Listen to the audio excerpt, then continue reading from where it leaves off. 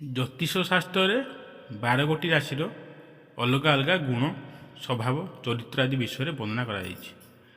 କିଛି ରାଶିର ଲୋକେ ବହୁତ କଠିନ ପରିଶ୍ରମ କରି ଧନବାନ ହୋଇଥାନ୍ତି, ତ ଆଉ କିଛି ରାଶିର ଲୋକେ ଅଳ୍ପ ପରିଶ୍ରମ କରି ଖୁବ୍ ଶୀଘ୍ର ଧନବାନ ହୋଇଯାଇଥାନ୍ତି।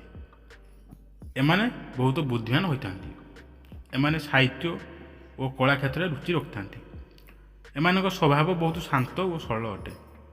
ଜ୍ୟୋତିଷ ଶାସ୍ତ୍ରରେ ରାଶିଚକ୍ରରେ ଥିବା 12ଗୋଟି ରାଶିର ସ୍ୱଭାବ, ଚାଲିଚଳନ, ଭବିଷ୍ୟତ ବିଷୟରେ ଜାଣି ହୋଇଥାଏ। ଗ୍ରହ ନକ୍ଷତ୍ର ଚଳନରେ ପରିବର୍ତ୍ତନ ହେଲେ ଏହାର ପ୍ରଭାବ ପ୍ରତ୍ୟେକ ରାଶି ଉପରେ ପଡ଼ିଥାଏ। ଆଜି ଆମେ ବିଶେଷ 4ଟି ରାଶି ଲୋକଙ୍କ ସ୍ୱଭାବ ଓ ଗୁଣ ବିଷୟରେ କହିବାକୁ ଯାଉଛୁ। ପ୍ରଥମେ ମେଷ ରାଶି। ଏ ରାଶିର ଲୋକେ ବହୁତ ଶାନ୍ତ ଓ ବୁଦ୍ଧିମାନ ହୋଇଥାନ୍ତି। ଏମାନେ ସବୁ କାର୍ଯ୍ୟ ଧୈର୍ଯ୍ୟ ସହକାରେ କରନ୍ତି। ଏହା ସହିତ ଏମାନେ କୌଣସି ସମସ୍ୟାକୁ ଶାନ୍ତି ରୂପରେ ସମାଧାନ କରିବାକୁ ପସନ୍ଦ କରିଥାନ୍ତି। ଦ୍ୱିତୀୟ ରାଶି ହେଉଛି ସିଂହ ରାଶି। ଏ ରାଶିର ଲୋକେ ବହୁତ ବୁଦ୍ଧିମାନ ହୋଇଥାନ୍ତି। ଏମାନେ ସର୍ବଦା ନିଜ କ୍ରୋଧକୁ ନିୟନ୍ତ୍ରଣରେ ରଖିଥାନ୍ତି।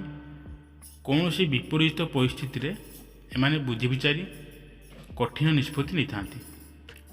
ଏମାନେ ଧୈର୍ଯ୍ୟ ରଖି ସବୁ କାର୍ଯ୍ୟ କରିଥାନ୍ତି। ତୁଳା ରାଶି। ଏ ରାଶିର ଲୋକେ ବହୁତ ଶାନ୍ତ ଓ ସରଳ ସ୍ୱଭାବର ହୋଇଥାନ୍ତି। ଏମାନେ ଖୁବ୍ ଶୀଘ୍ର କ୍ରୋଧ ପ୍ରକାଶ କରନ୍ତି ନାହିଁ।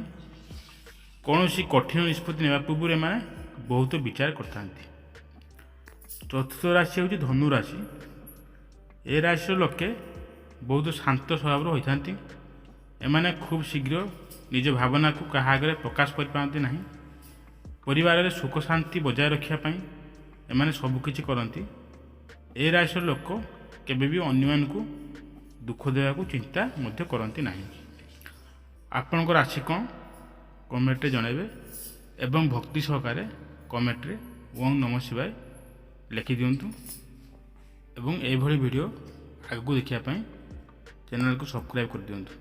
ଧନ୍ୟବାଦ।